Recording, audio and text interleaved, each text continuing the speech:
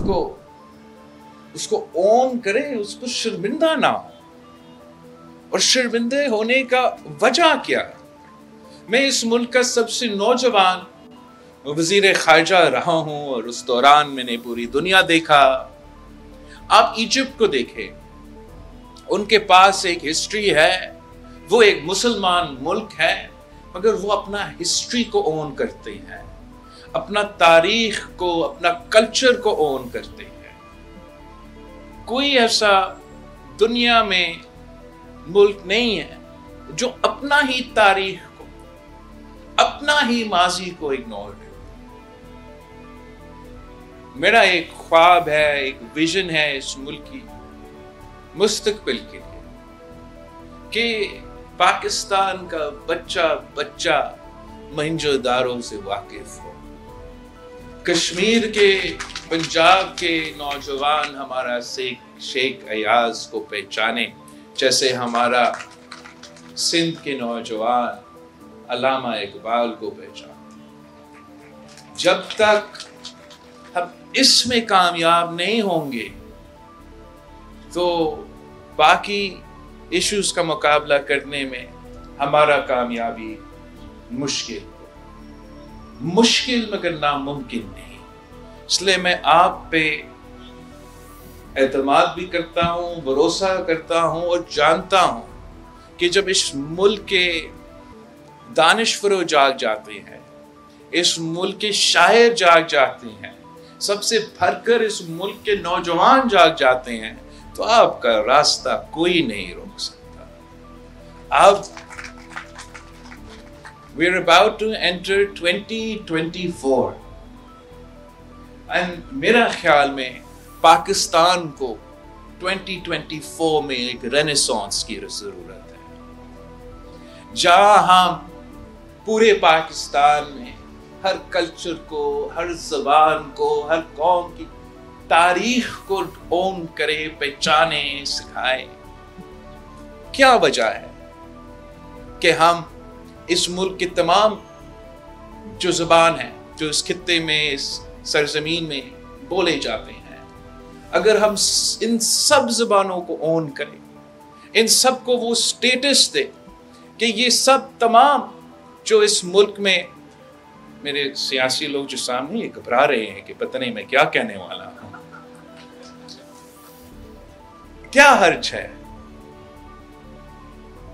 کہ اپنے جو اس ملک میں مختلف زبانیں بولے جاتے ہیں کہ اگر ہم اپنا کریکولم میں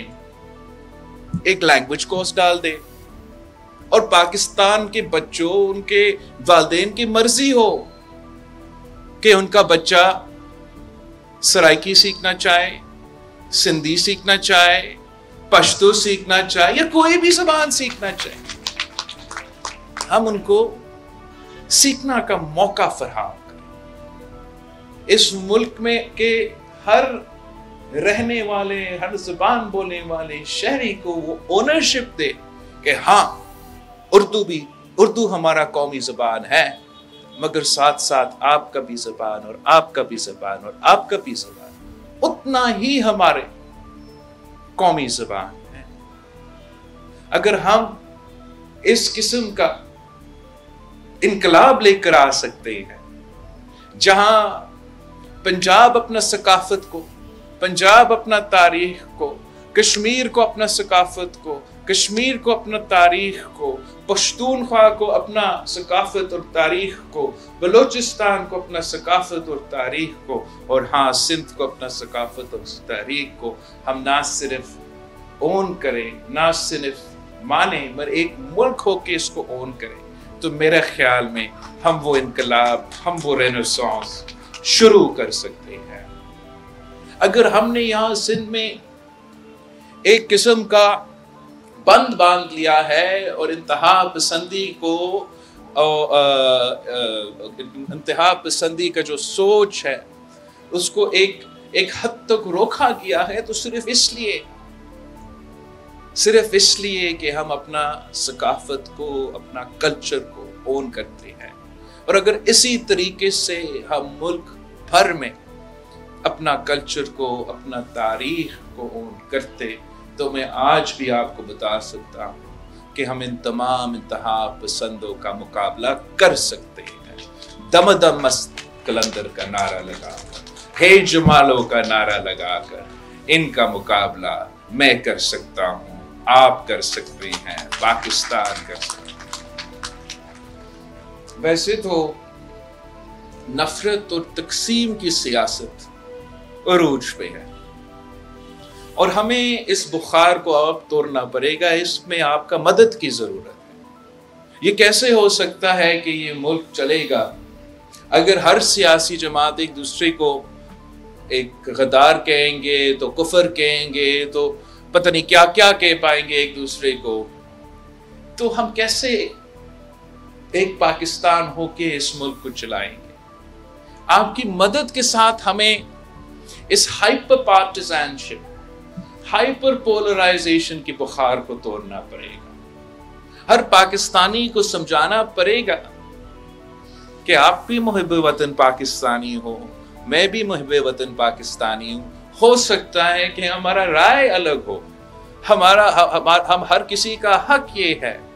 کہ آپ اختلاف رائے رکھے، مگر اس کا یہ نہیں مطلب کہ آپ ذاتی دشمنی پہ اتر آئے. میں سمجھتا ہوں کہ ہم نے پہلے بھی یہ دکھایا ہے کہ پاکستان پیپلز پارٹی میں وہ صلاحیت ہے کہ ہم سب کو ساتھ لے کے چلتے ہیں، اور آگے جا کے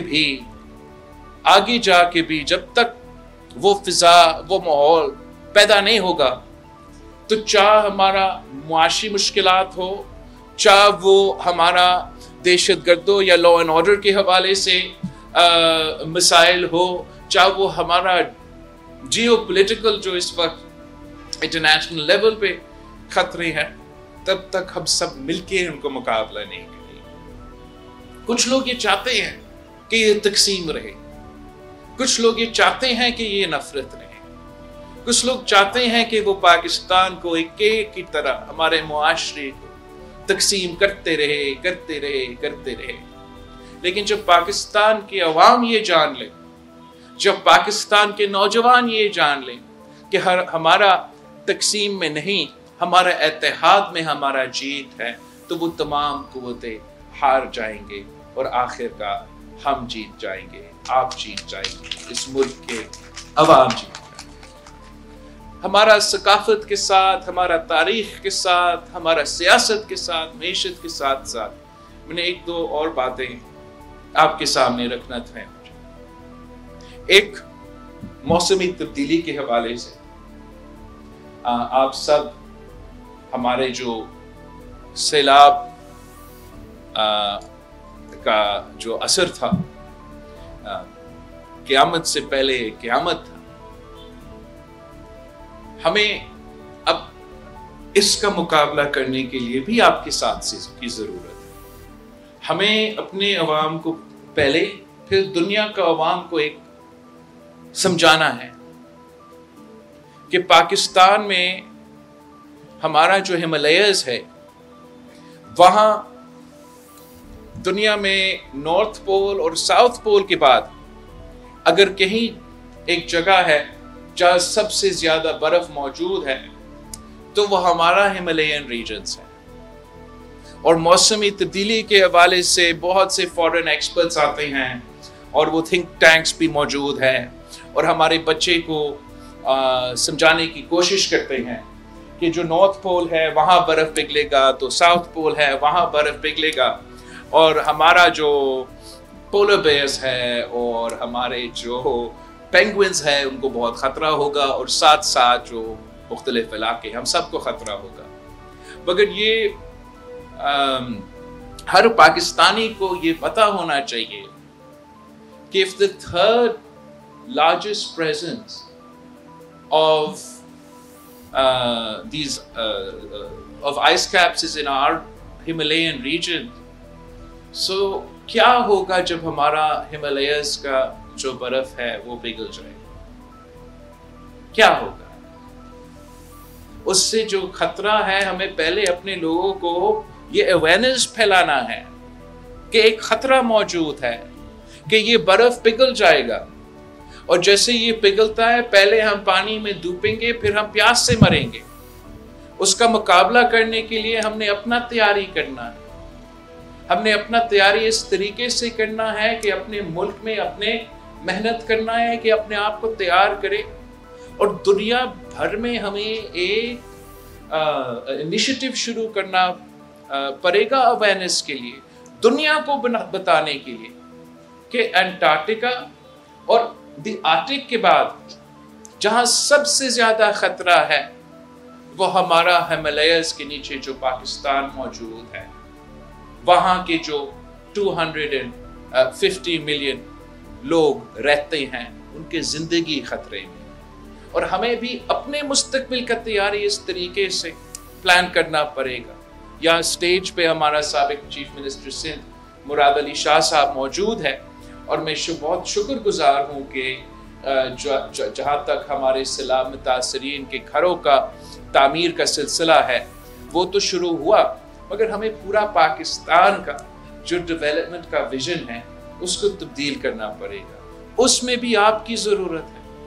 آپ کی مدد کی ضرورت ہے, آپ کی ساتھ کی ضرورت ہے کہ ہم پاکستان کے عوام میں یہ اویئرنیس پھیلا دیں. جب تک ہم اپنا اویئرنیس نہیں ہوگا تب تک ہم اپنے ریسورسز صحیح طریقے سے استعمال نہیں کریں گے, اور دنیا سے ہم وہ ریسورسز کا امید نہیں رکھ سکتے جس سے ہمیں اپنا پورا جو communication infrastructure, irrigation infrastructure, agriculture کا جو نظام, ان ساری چیزیں میں ویسے واٹر اسکیسٹی کا مقابلہ کرنے کے لیے ان ساری ایریاز میں وہ تبدیلی لانا پڑے گا جس سے ہم اپنے عوام کو اس خطرہ سے بچا سکیں گے. ورنہ ہر ریگولرلی یہ ایک طرف سیلاب آتے رہیں گے اور اس کے بعد جو اس کا دوسرا اثر ہے اس کا خطرہ بھی ہوگا. یہ ایک بہت بورنگ ٹاپک ہے, نہ آپ مجھ سے یہ سننا چاہ رہے ہیں نہ میرے جلسے میں میرے کارکن سننا چاہتے ہیں, لیکن یہ ہمارا ملک کی ضرورت ہے, یہ اس ملک کی ضرورت ہے کہ ہم یہ سمجھیں. تو اس لیے میں نے اپنا ایک ٹاکنگ پوائنٹ بنایا ہے, ایک سیریس حصہ بنایا ہے میرے آنے والے منشور کا, کہ ہمیں اپنے ملک میں اپنا اویئرنیس پھیلانا ہے اور اپنا ڈیولپمنٹ پلان کو ری تھنک کرنا پڑے گا, اور دوسرا اپنا ملک کا سفیر بن کے دنیا میں بھی یہ جدوجہد چلانا پڑے گا, ان کو سمجھانا پڑے گا کہ ان پینگوئنز اور پولر بیئرز کے ساتھ ساتھ پاکستان میں 200 ملین آبادی کے جو عوام ہے ان کی زندگی ان کے خطرے میں ہے, ان کے مال خطرے میں ہے, اور ہم سب مل کے انشاءاللہ تعالی اس کا بھی مقابلہ ضرور کر سکیں گے. فائنل پوائنٹ جو میں آپ کے ساتھ شیئر کرنا چاہتا ہوں, اور اس میں بھی آپ کی خاص طور پہ یاز میلوں کے اور سندھ کے پاکستان کے شاعر اور ثقافتی رہنما کی مدد کی ضرورت ہوگا, کہ ہم پیپلز پارٹی سوچ رہی تھی کہ ہمیں اپنے نوجوانوں کو ایک پازیٹیو ایونیو دینا چاہتے ہیں جہاں وہ پازیٹیو ایکٹیویٹیز میں اپنے آپ کو مصروف کرے, اپنی انٹلیکچوئل یا کلچرل جس طریقے سے بہتری لے کر آئے.